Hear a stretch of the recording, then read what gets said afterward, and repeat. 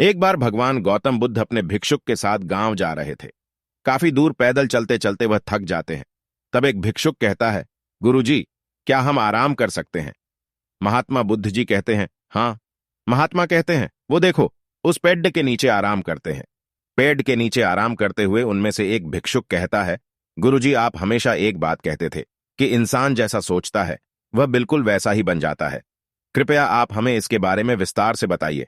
महात्मा भगवान गौतम बुद्ध भिक्षुक से कहते हैं, आज मैं तुम्हें एक कहानी सुनाता हूं। किसी नगर में एक धनी सेठ रहता था। उसके पास बहुत धन था, फिर भी वह पैसे कमाने के बारे में सोचता रहता था। एक दिन उस सेठ के यहां उसका रिश्तेदार आया। सेठ उसकी खूब खातिरदारी करता है। वे दोनों आपस में बातचीत करते हैं। तब उसका रिश्तेदार कहता है कि सेठ जी, आप ही की तरह एक धनी सेठ था। वह आपसे भी ज्यादा धनी था। वह हमेशा धन कमाने के बारे में सोचता रहता था। सेठ उससे पूछता है, तुम था क्यों बोल रहे हो?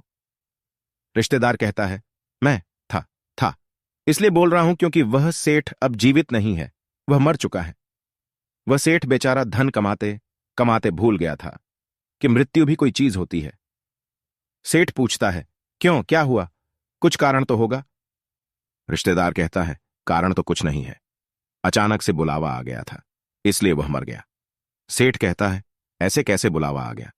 कुछ बीमारी होगी तभी मर गया। रिश्तेदार कहता है, बीमारी कुछ नहीं थी, अचानक ही मर गया।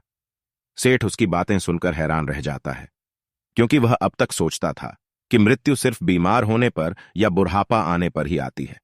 अगले दिन वह रिश्तेदार चला जाता है, लेकिन सेठ के लिए बहुत बड़ी समस्या छौड़ जाता है। सेठ सोचता है कि वह भी जवान है, उसे भी मृत्यु आ सकती है। सेठ पहले धन कमाने के बारे में सोचता रहता था, लेकिन अब हर पल मृत्यु के बारे में सोचता रहता था कि कहीं वह मर ना जाए। दिनों रात मृत्यु के बारे सोच सोचकर उसने बिस्तर पकड़ डाच लिया। उसकी तबीयत और भी बिगड़ने लगी। कुछ दिनों बाद उसका दोस्त आता है और सेठ से पूछता है कि तुम इतने बीमार कैसे पड़े गए, क्या हुआ? सेठ उसे सारी बात बता देता है।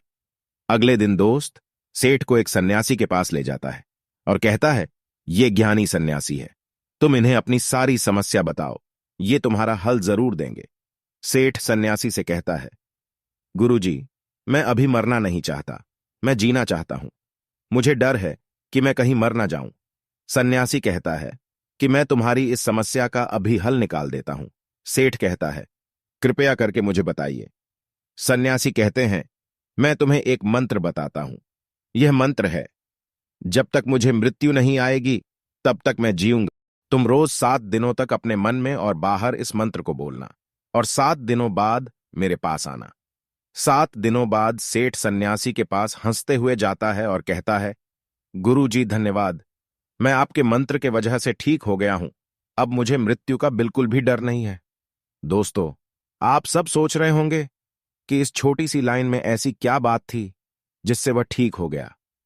तो दोस्तों, हम आपको बताना चाहते हैं कि जब उस सेठ को दूसरे सेठ की मृत्यु के बारे में पता चला तो वह उसी दिन से हर पल मृत्यु के बारे में सोचने लगा था और उसकी तबीयत इतनी बिगड़ा गई थी कि वह कभी भी मर सकता था।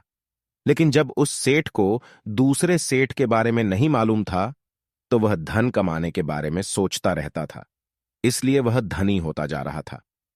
तो दोस्तों, हमें इस छोटी सी कहानी से यह समझ आता है कि हम जो बात अपने मन में और बाहर रटते रहते हैं वह हमारी जिंदगी में हकीकत बन जाता है।